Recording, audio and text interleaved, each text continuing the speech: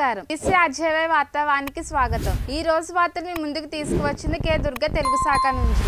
ముందుగా అంతర్జాతీయ వార్తలు. అమెరికా వడ్డీ విధానం స్పష్టంగా లేకపోవడంతో స్టాక్ మార్కెట్లు కాస్త జారాయి. ఇతర దేశాలు కష్టాల్లో ఉన్నాయని చెప్పి అమెరికా గ్లోబల్ సహకారానికి దూరంగా ఉంటుందని సూచించారు. జాతీయ వార్తలు. భారత్ ప్రైవేట్ రంగ అభివృద్ధి సత్తా సెప్టెంబర్ లో కొంత తగ్గింది. ఆగస్టులో భారత అసంఘటిత రంగ ఉత్పత్తి 6.3% పెరిగింది. రాష్ట్ర వార్తలు. రేషన్ షాపులు ఇప్పటి నుండి రోజంతా తెరిచి ఉంటాయని ప్రభుత్వ నిర్ణయం. రాష్ట్రంలోని 17 రాజకీయ పార్టీలను ఎన్నికల సంఘం రద్దు చేసింది. విద్యా వార్తలు. పాఠశాలల పనితీరును మెరుగుపరిచేందుకు ఒక తరగతి ఒక ఉపాధ్యాయుడు వంటి కొత్త చర్యలను తీసుకుంటున్నారు. విద్యార్థులు ఇంటి చేరువగా ఉండే 5 కిలోమీటర్ పరిధి లోపల ప్రైవేట్ స్కూల్స్ లపై ఉచిత సీట్లు ఇవ్వడంపై కొత్త నియమాలు ఉంటాయని చెప్పబడుతుంది.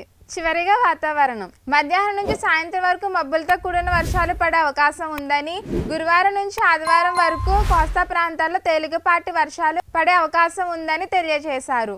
ఇవి ఈ రోజు ముఖ్యాంశాలు. తిరిగి రేపు కలుద్దాం. ధన్యవాదములు.